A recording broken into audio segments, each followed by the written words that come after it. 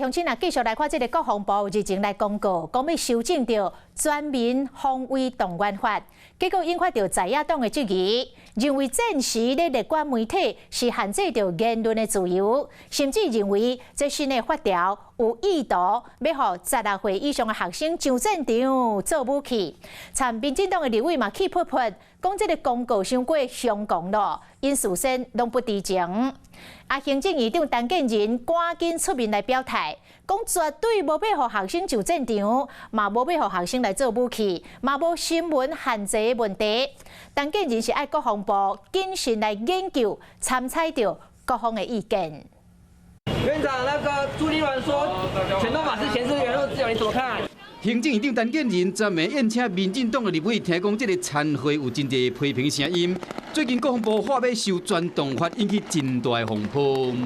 昨天晚上、前天晚上，乃至于昨天在我们办公室，党团成员和各部会一起来沟通。国防部也表示抱歉就是说他没有跟党团沟通，并没有超越过去，但是被讲成娃娃兵，这是一个攻击性的名词。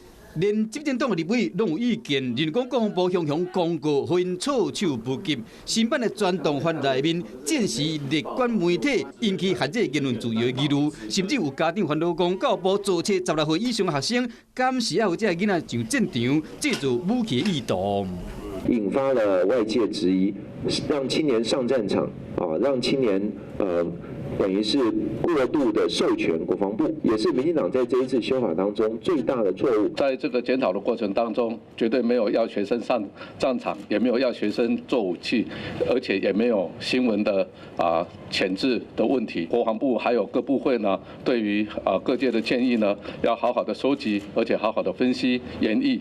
朝野拢有意见，行政院赶紧表态，爱全动法留伫国防部，这敢是表示讲要甲暗含？高度怀疑，他暂缓，真的暂缓了吗？谁放出风声说要暂缓？我高度怀疑，是缓兵之计。本来就没有所谓时间表，那既然没有时间表，就没有所谓喊卡或暂缓的部分。社会观感无好，执政党赶紧打动啊！不过无认讲这是暂时按下，爱相关的单位好好甲民间讲好清楚。有事没事赶紧转开华视，还没有订阅华视的 YouTube 频道吗？赶紧按赞、订阅、开启小铃铛，我们华视 YouTube 见。